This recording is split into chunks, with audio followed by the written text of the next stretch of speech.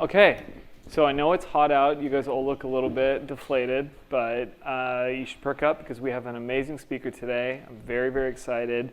I'm going to introduce Han Jin in a moment. Han, please come up. I'll tell you, Han, of all the speakers that we've had, he, is going to be the first speaker that we have that has built a company from scratch. He was also an MEng student in the same program as most of you, except for the people that are sitting in here. The MEng program, he was in the very first class, and he built Lucid, which is an amazing company from scratch. So let's give a hand for Han.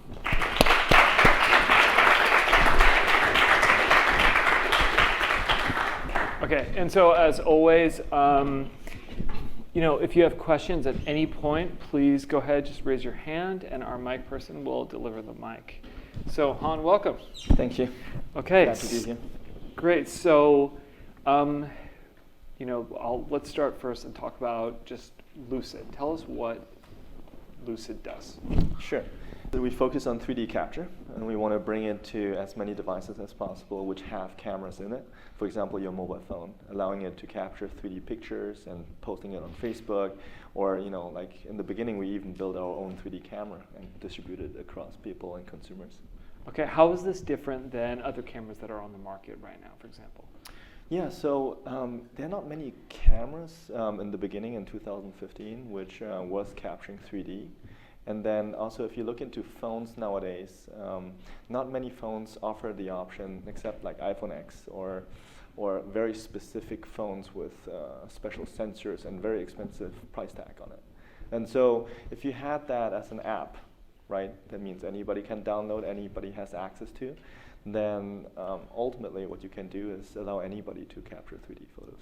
Okay. And guys, if you have questions on the technology, on anything at all, like I said, please go ahead, raise your hand, and we'll get to you. Okay? Right there. If you don't mind. Yeah. Do you want my? It's over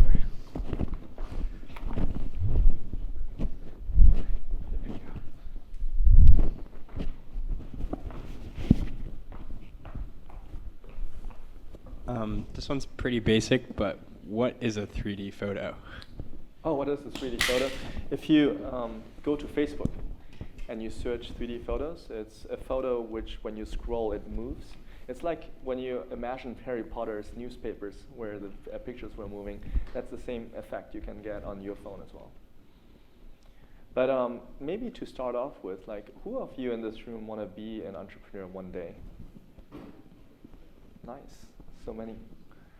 No, because I think entrepreneurship has more to do than just the product.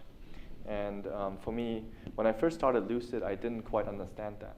I was a first-time entrepreneur, tried to build a company from scratch. If you are an engineer, and I am, I had many years of engineering background, then all you care about is the technology and the product. But nobody else cares about that. So the most important thing, what I really learned over the last couple of years building the company is you have to understand what other people want, and what you want doesn't matter at all. And put yourself into consumer shoes, understanding their pain points, understanding what they truly are willing to pay for, and build a product around their needs instead of your needs. And who knows, who posts on Facebook and says, "I'm cool"? Most people do, but the post which gets most likes are the ones where you make the other person who reads your post cool. And that's the same thing what you can test on a daily basis. And so I encourage, if you really one day want to become an entrepreneur, try to understand the other person more than yourself, or try to think of what he would buy instead of what I could sell. Okay, so starting there, how did you get your first idea to even start this company? Oh, sure. Right, you were first an MEng student. Did that idea originate from your work here at Berkeley? No, I didn't. When I was at Berkeley, I was trying multiple different things and failed very hard. I don't know how many startups. I can't count anymore how many ideas I tried and how many products I tried. But I think when you are in school, you should try as many as possible because you are in a very safe environment. You can't fail. I mean, you are already in Berkeley, so what's going to happen to you? But afterwards, after Eng, I started working in corporate for 2.5 years to 3 years. And that was with SanDisk because my capstone project was with them. Okay. And I was very lucky. I was very thankful that I got job offer right away and then could stay here and learn more. But the environment, Silicon Valley is made for startups. And I think everybody has that mindset to want to become an entrepreneur one day, or at least try it, right? So what were some of the projects you did while you were here at Berkeley? Some of the projects I've done here at Berkeley, oh my God. I did a platform for education. I did a forecasting model. I did, like different small apps which we tried. But it's just getting your toes wet and getting into the game. But how Lucid started is because I met someone, and I wouldn't call myself I'm a big idea person. I don't think I come up with genius ideas. I think I met someone, and he had a great idea. Oh, he had a great product, and I saw a potential in it, and so we paired up and built a business around it, built a company around it. Questions?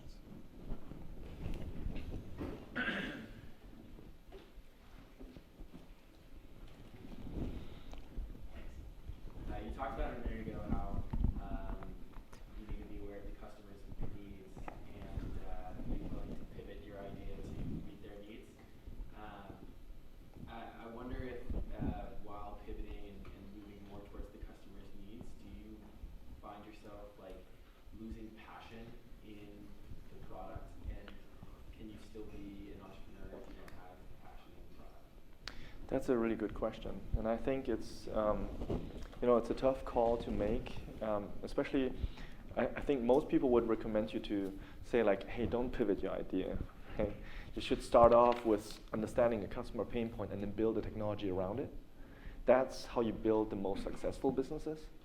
But because we're engineers, we mostly start with the tech, and we try to find a market for that. And that's why we have to pivot and try to find a fit and what they call the product market fit. Right? In terms of passion, I'm a huge advocate for consumer products. I love consumer. I love building a brand around a product. I love building a company with a vision and all the stuff around it. If I go B2B, great, right? But ultimately, you have to ask yourself, are you passionate about finding a product market fit, or are you passionate about just that specific product? And if that's the reason, then you might lose passion, right? If you go into B2B and it's a very, let's say, slow-moving industry, and you're like, oh my God, it takes forever to get a deal, but you get paid well, and you're like, okay, sure, I continue doing it. And that's often where you see founders leave and not continue. But also, it's in your hands. You can go back to where you want to be. And I think it's your choice to make where you want to drive the company towards. Great question. Thank you. We have another. Hi, my name's Tim. I'm in the process of hopefully starting a venture. And my question to you is, when you're searching for someone to partner up with as a co-founder, because I have business experience and I'm also an engineer, what kind of recipe is there for finding a co-founder? There's no recipe. I don't believe there's a magic bullet for finding a co-founder. I always call it finding co-founders like dating. You gotta meet people, you gotta go out with them, you gotta work with them, and see if it works out. And then if it works out, great. If it doesn't, then move on and find someone else. So I guess with dating, I have a good idea about kind of like what I'm looking for. But with a co-founder, I don't know exactly what I'm looking for. So what should I be looking for? So that's hard, right? So if you don't know what you're looking for, then you might not find your partner. Exactly. Right? So I think when I found my co-founder, I knew exactly what I was looking for. And I wrote it down. I had that picture in front of me. I didn't draw him, but I had a good picture of him.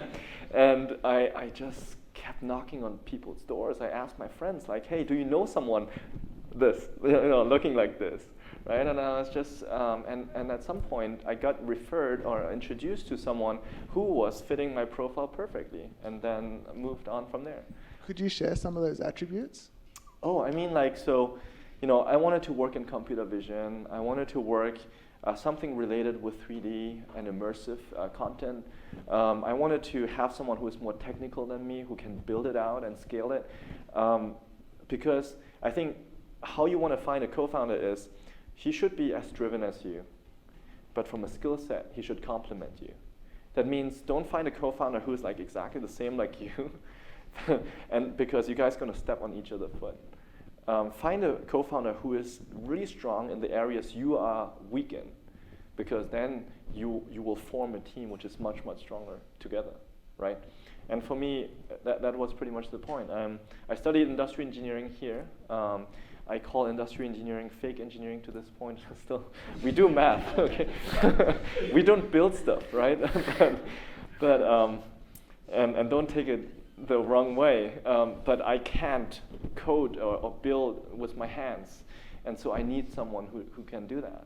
And I always tell people, focus on your strength as much as you can, and become so good at your strength that you will become world's #1 in exactly that. Is it storytelling? Is it selling? Is it operating? Whatever it is. And find to all the other weaknesses you need to build a successful business someone else who can complement you. That's really great advice. Were there any other questions? Yes. What are some of the biggest errors you made as an entrepreneur? Oh wow, too many errors. Too many failures. I can't count anymore. It's like every day. But the thing is, like, there are tons of mistakes you make when you go in a startup, and it's unavoidable. What I think is really important to realize, if you see it from a different perspective, you will make mistakes, and you have to accept it from the beginning. Before you start a startup, accept that you will make mistakes. You will make lots and lots of mistakes. But I think the best way to see it is, it's not so much about the mistake you make, it's about how wrong are you from the direction you want to head to. So for example, if you want to get from point A to point B, and your mistakes are so bad and they are completely off, and you don't get close to point B, then you are terrible. You will never get to point B. But if you are wrong and you're just a little bit off, and then you correct next time, and you're just a little bit off, and then you correct again, you will get at some point to point B. So for example, what I like to look at is history, right? In history, you see all those people who were successful. And I believe the basic skills still apply to our point.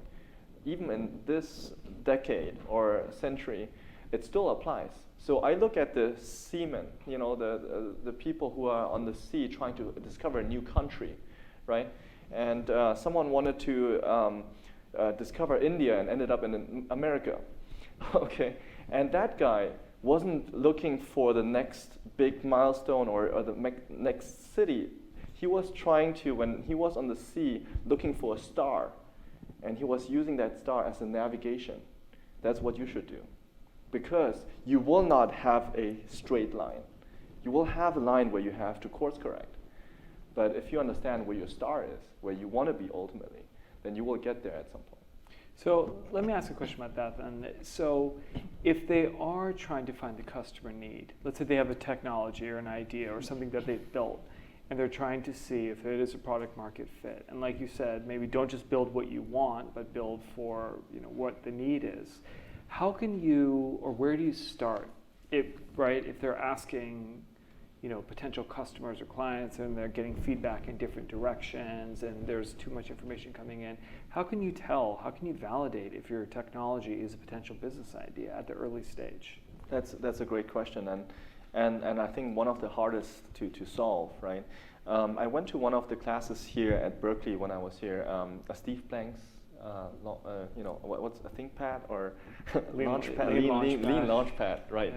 And they taught us to get out of the building, ask people, get their opinions, write it down, and then adjust your product to it. So after doing startups now for 4 or 5 years, I would say it doesn't help. It really doesn't. Why? Is because I feel like people can tell you anything. People can just tell you in your face, it's a great product, and you're like, oh my God, I have a product market fit. I should start selling it.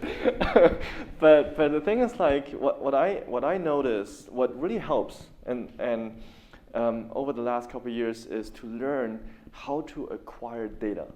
How to acquire data which validates your hypothesis, right?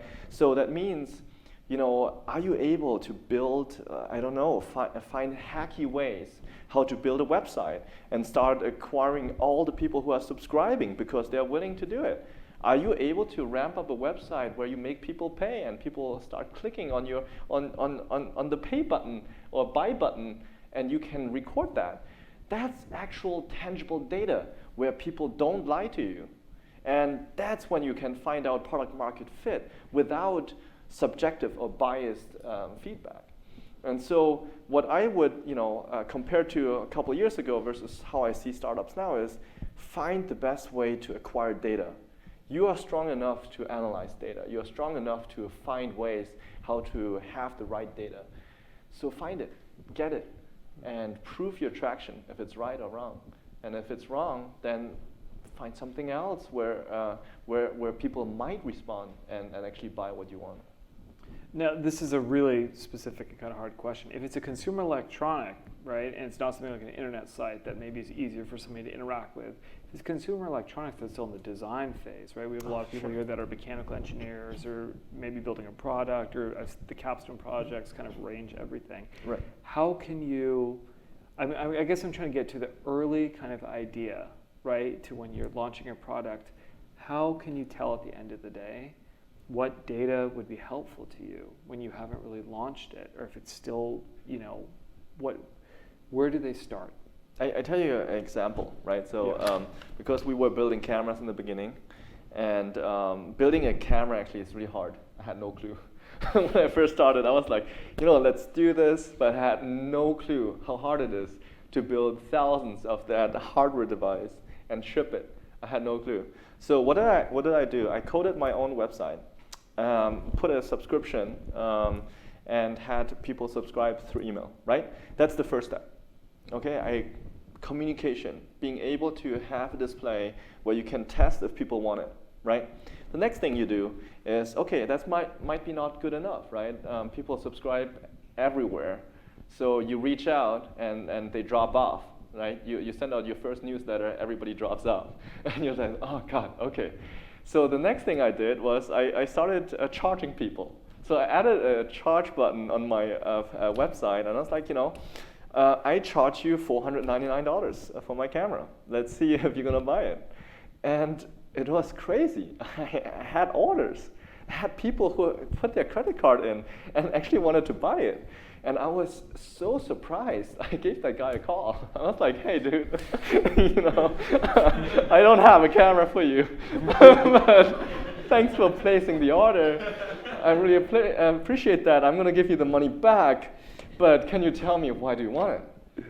And stuff like that, right? I mean, be stupid out there, try things, and break things, right? As long as you can refund them, what's the big deal? Right?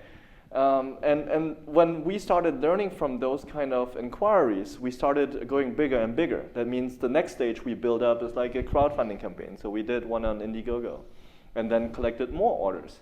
And we were like, great. But ultimately you have to understand how to scale that. How do you scale the amount of data you can collect? How do you scale the amount of demand you can collect? And how do you scale that market which you're trying to find? That's an amazing story. Do we have any questions?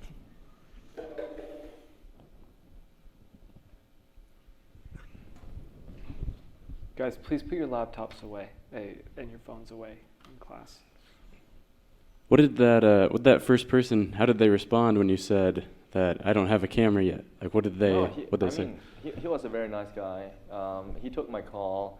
He he was very happy that I called him. I mean, like, when do you get called by a founder, CEO who wants to talk to you about the product? Then, he said, like, don't worry about it, but I really want that product, so how long is it going to take to build it? And I was like, I don't know. I'm still figuring it out. I still remember in the beginning, because I have never built a camera before, I was pretty much learning how to build a camera by myself on Alibaba. You guys know the platform, right? So there are a lot of suppliers which build cameras, and I was just reaching out to all of them. It's like, can you build me a camera? And I know they are sitting in China, and so every night I would spend like writing emails to them and asking, can you build me a camera? Can you quote me? How much does it cost? Stuff like that, right? And at some point I was talking to 50 suppliers at the same time. And they were all asking me those questions, like, how do you want your camera to be waterproof, IP65? I had no freaking clue what IP65 meant. And so, the one thing which Alibaba really helped me, and I don't know if it's a good learning platform, but I was just shooting those questions back and forth between everyone and asking, like, hey, by the way, what's IP65? And then so like a supplier A tells me, oh, IP65 means this and this. So I tell supplier C, hey, by the way, so IP65, I don't want that because this and this. And so I was able to be in the stream in the middle of knowledge and stream of data so that my learning accelerated within a couple of days and tenfold. Because I was having so many conversations with people and I was able to pick their brains. It's like playing poker, right? Playing 10 tables at the same time and being able to scale your skill within weeks or days. Anybody else?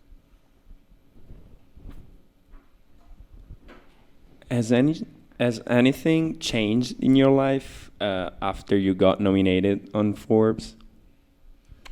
Oh, that's a good question. I just talked to someone. I talked to a reporter about this. I told her, just because you have a goal you are trying to get to, and then you're really happy when you get that goal, it doesn't change anything about your life, right? Forbes 30 under 30 is great. I really appreciate them nominating me, giving me that, and it was definitely a big milestone in my life I wanted to check off. But I think, ultimately speaking, how many people under 30 are actually really successful? And if you look in Harvard research, a lot of research across schools, you can see that, the percentage is very, very low. So under 30, those are really the outliers which they're highlighting. And, I don't consider myself as an outlier. I believe I'm a hard worker, and at some point I'm going to get there. But the thing is, like, having that just to give yourself a pat on your back is helpful when you go through the toughness of a startup. Okay, so if you were to tell them, looking back on when you were a student, and we're going to make the jump for those, students that are considering becoming entrepreneurs, Mm-hmm. right? What is it when you were leaving school that you thought, right, that you now know was maybe kind of the wrong mindset, or you wish you had known at this point? Somebody that had told you, right? Yeah. I mean, when I was in school, I didn't know many things. And I think also when you come out of school, you have a perspective on the world which is very, very different from what you need to be successful in the world. The most important things to take away from school is to learn how to learn by yourself, right? If you can teach yourself new skills, then that's the most critical thing you can take away from schools. Because then no matter how you're going to end up, you're going to teach yourself a new skill and you're going to reinvent yourself, right? I think what was really tough for me was when you come out of school, because, like me, I didn't know anything, but I thought I knew everything. You get, you fall on your face many, many times. You fall down because you thought you knew it, you don't know, and you just got kicked in the nuts again. And what really mattered is, the attitude. I think that's one thing I really wanted to know, and that's really important. If someone told me that, the attitude towards things, doing things, right? For example, when I was starting Lucid, especially in the beginning, because we had no funding, we had no, no investors or capital to do with, and I quit my job. I was full-time on Lucid. I was actually driving Lyft every night. So, it's Lyft, and some Berkeley students are like, why would you do that? I'm like, I don't care. Having the attitude to be the best and no matter what you do, right? Is it like cleaning the floor or washing dishes, right? That's what's going to get you successful. Not being afraid of getting your hands dirty and getting the job done and doing something which might be less than what you think of yourself. I think that's the attitude you need in startups to get the startup successful. And that's what most people lack. When I see people coming out of really top universities and they're like, oh, I want to be a manager. I wanted to be a manager too. Now not so much. But anyway, I think, think a little smaller and work on your attitude towards things. Because if you can move things and you can become the best in anything, then it's just a matter of time when you're going to be successful.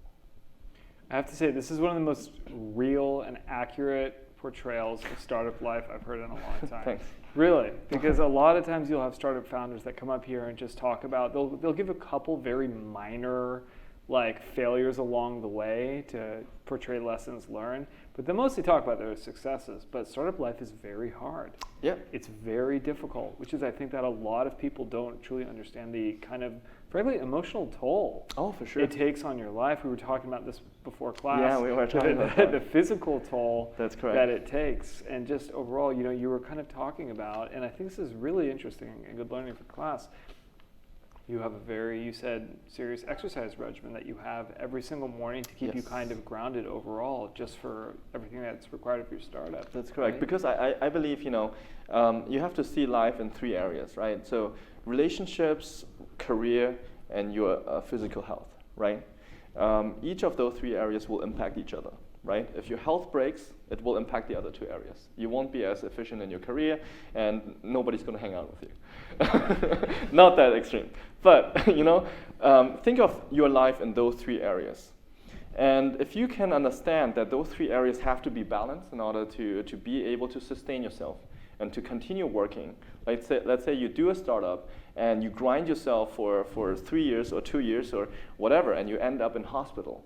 Is that the path you want to go? I mean, is that really sustainable? Is that scalable over the next 10, 20 years, right?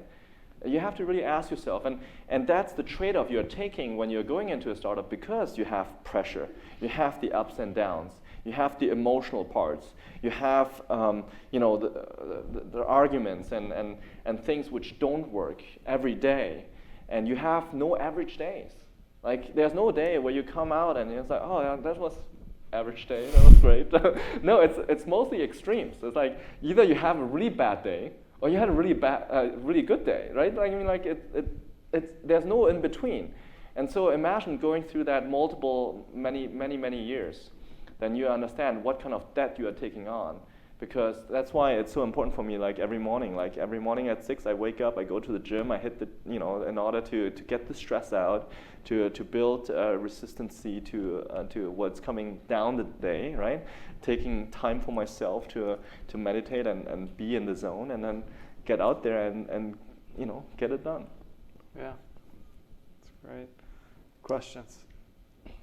Okay, so we're going to go this way, starting there. 1.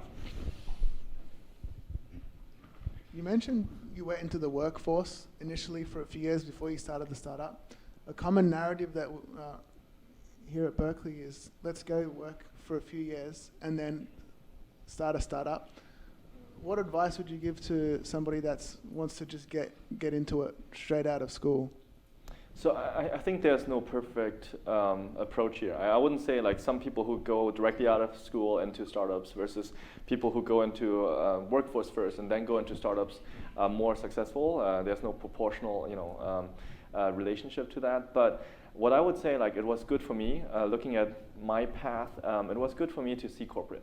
It was definitely important because I wanted to see what I'm missing out, right? If you always, people always say like the grass is greener on the other side, right? Which is not.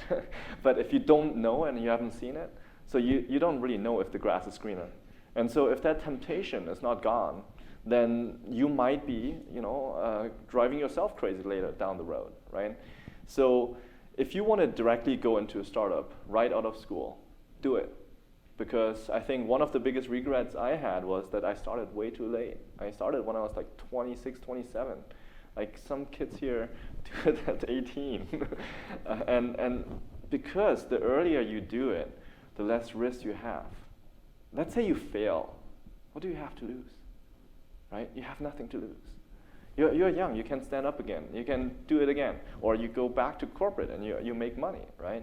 But the thing is, like, the younger you are, the less risk you are accumulating. So because you have less risk, of course, a perceived risk, right? You might think like, oh my God, it's full of risk. But perceived risk from an objective matter. So that means now to fail will not hurt you as much as later when you have a family, you have lots of kids, and who knows, right? That's pretty much the speech I gave my mom, so she let me actually quit my job and do this. That's funny. We had 2 other questions. Hi. Could you talk more about your entrepreneurial journey as an international student and Yes. what hurdles you face because Yes. of that? So I think as an international student, and I'm an immigrant kind of, moved here from Germany, and without a green card or anything, right? I think you are doing 2 startups.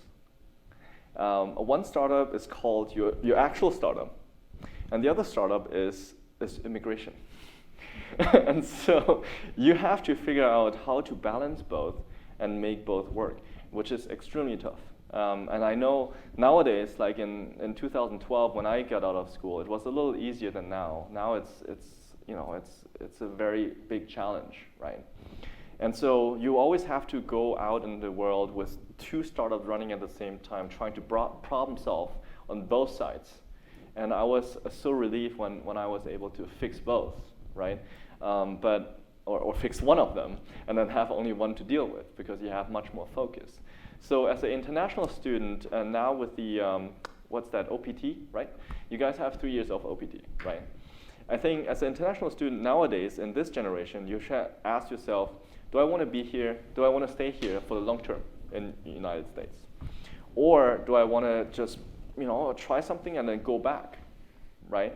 Do I want to have a stable career path, or do I want to have a little bit more risk? Because the more risk you take, the more return you will get, right? So if I was, again, as an international student at your age, in this generation, in this decade, I would say, I go nuts at it. I'm going to do a startup right away. Why? Because your risks are much higher if you don't, right? So let's say you go into a corporate, right? You go for 3 years, and you get declined 3 times by H-1B. Okay? So you got to leave anyway, right? So let's say you do a startup, right? And either you fail, so you go back to your country, but that would have happened anyway when your H-1B got declined, or you succeed, and the government gives you a green card because you are that successful, right? So that means like our risk profile for an international student is changing. It's completely changing. And even though we think that coming to a different country, we have to be more stable. We have to put more. We have to be more risk averse. Actually, you have to take even more risks than the others who are citizens here. Great, thank you. I think we had 2 other questions. Yeah.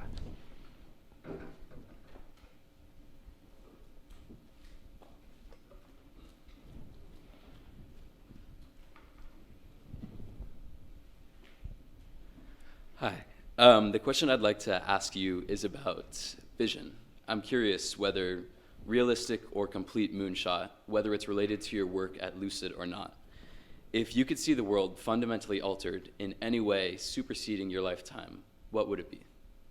Oh wow, that's a deep question.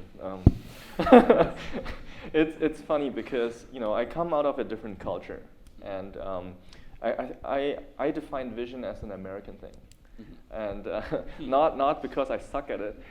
I define it because in Germany, when I grew up there, I didn't get taught to have a vision.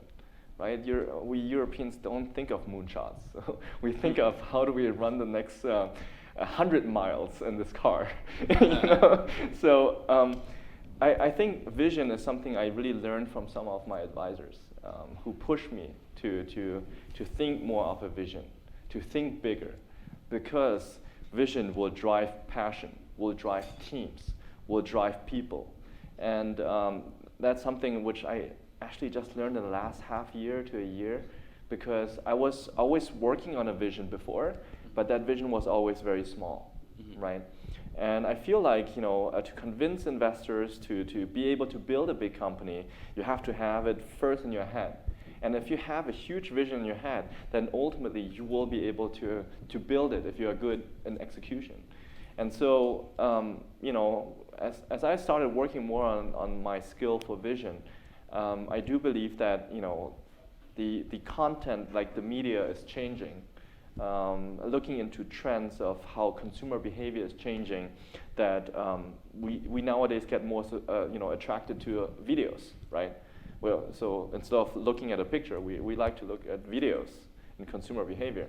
And then the second thing is like our attention span just dropped below a goldfish, like less than 8 seconds. Which is terrible. So that means like videos will get shorter, right? That's one of the successes of Musical.ly and TikTok.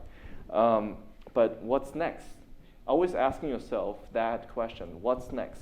What's the next evolution? What's the next trend? What's the next step? And then building a vision for your company, for your technology around that is incredibly important. And that's how you can find a vision in order to succeed in a startup. Thank you.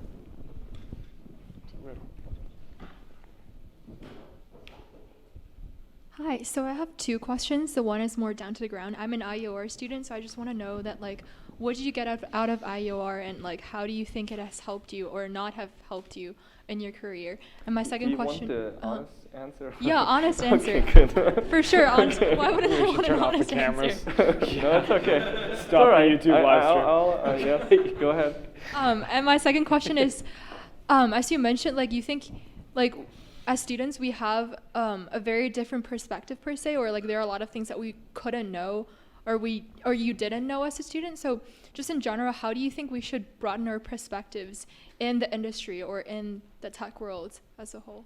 Okay, all right. So let's go to your first question. Your first question was, was it right to pick IOR or go the direction, or how IOR will help you, right? I think IOR helped me a lot in terms of the basic concepts which got taught, right? So basic concepts such as risk assessment, right? I still remember that one class which I took with Professor Shrubin. You guys have Professor Shrubin? No? Okay, he was doing simulation statistics, risk simulation. And what I really loved about his class was he wasn't necessarily teaching me the numbers.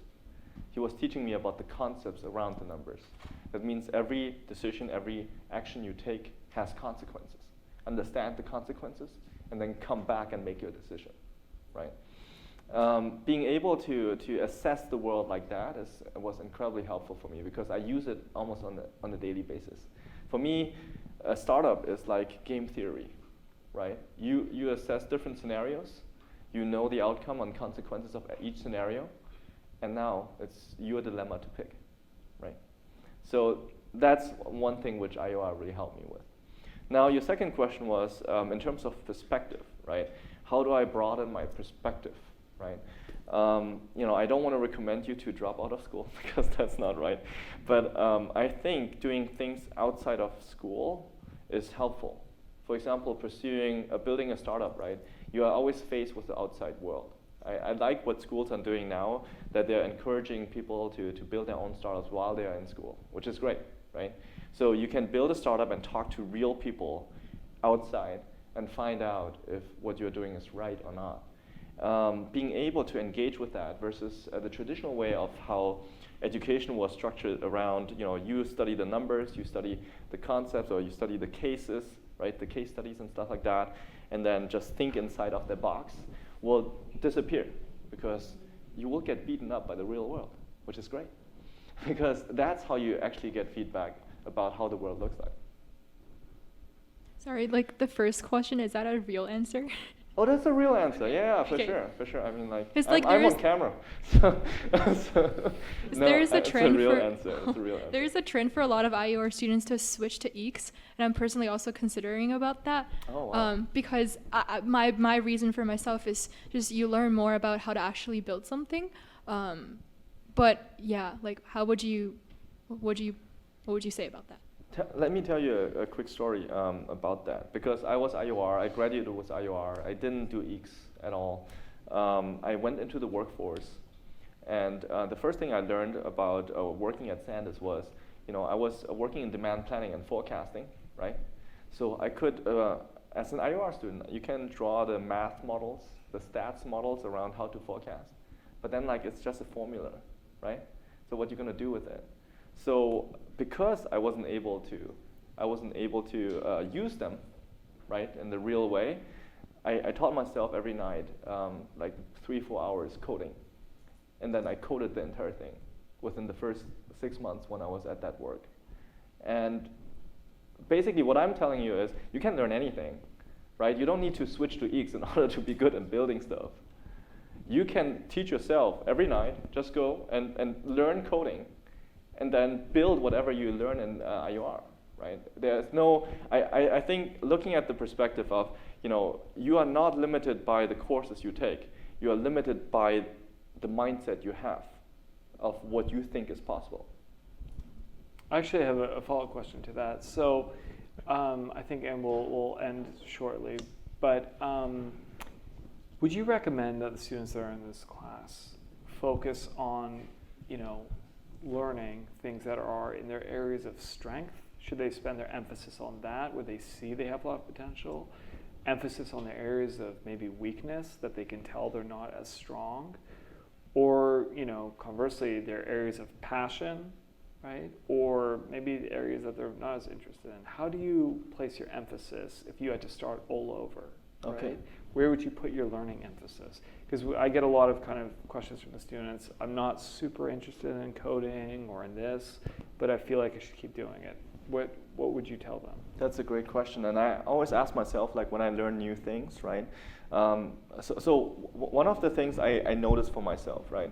If it's a new thing, which I'm not struggling with, there's no imminent, threat or danger, I'm not going to learn it well. For example, for example, learning a new language, right? I'm currently not struggling to go into a country where I need the language to achieve something. So learning that new language, I will just be mellowing out over time. I think you should find an overlap between your strength and your passion, right? And I'm passionate about solving problems, and my strength is somewhere related to that, which is learning new things or something like that. For the coding thing, I was never a good coder. I never thought of teaching myself coding at school because I had no reason to. But when I started finding a reason, I was spending 4 or 5 hours a day to learn coding and actually get that done in 3 to 6 months. So, I think you will only feel that you are learning fast and learning a lot when you are facing something you need the skill for. And that's what they should focus on. Focus on your strength and focus on the passions you have, because the combination of both will help you guide into the right direction. Amazing. Okay, so we're going to wrap early today. I know there's going to be a lot of questions for Han, and I'm sure you're all going to be lining up to speak to him, so I want to give him appropriate time to speak to you. Unless there's one last question for the group. Yes. Let's skip the So tying into, I guess, your personal life and entrepreneurship, whenever I think of the people that take the risk and start a company, let's say 5 years that they're trying to get the company started, that's 5 years that they're not saving for retirement. How did you weigh that in your head, knowing that you'd be 5 years of contributions and compound interest behind in saving for when you can't work anymore? No, that's a great question, because to be honest, completely honest with you, I don't believe doing a startup from the beginning, right, building it from scratch is a rational decision, right? If I would see it from your perspective, look at the world of, the compound of interest you can build, the investment you can make now, which will help you later in your old age, right? Yeah, makes no sense, right? Like, why am I doing a startup?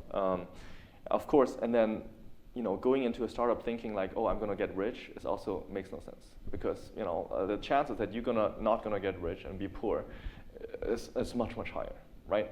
So then, like, you must ask yourself, like, what's the purpose? Like, Han, why are you still doing it, right?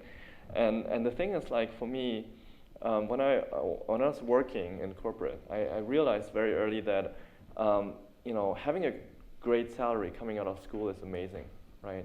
Having that paycheck dropped in your bank account every week is great, but not fulfilling. I didn't see my happiness scaling with the amount of the cash I was making. I didn't feel like, the saddest thing was every year after a performance review, and my boss says, good job, and gives you like a star, and gives you like not promotion, but like a salary increase, right? And I would feel the same way.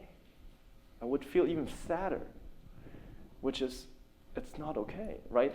That means, like, ultimately, it's not something which made me happy, and that's why I'm doing startup, because in a startup, I'm facing all those challenges, I'm facing, running a team, I'm learning new things, I'm personally growing every single day, every single person I meet, and that's much more fulfilling and makes me much happier than making that amount of money or putting it for retirement.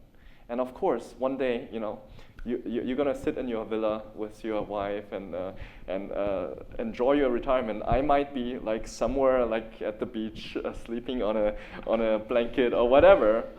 However, I think truly what you should be looking for is what makes you happy, because life is about finding happiness. Life is not. My dad always used to say, if you chase money, right, it will be a very, very tough life for you. Because money is something which is not gonna buy you happiness. If you chase happiness and a purpose, then one day money might chase you. That's really great advice. Amazing. Great. Han, thank you. Amazing job. Let's give him a hand.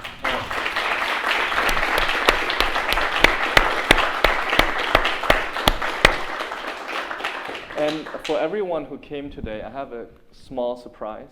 So you want us to turn off the camera first? Not yet. But okay. Later after this class, please be here, and then I have for everyone a small surprise. Okay. So, like I said, I've had a lot of interviews with startup founders, and this is easily one of the best I've ever had. Very just candid, honest, and very thoughtful. So again, let's give one more hand.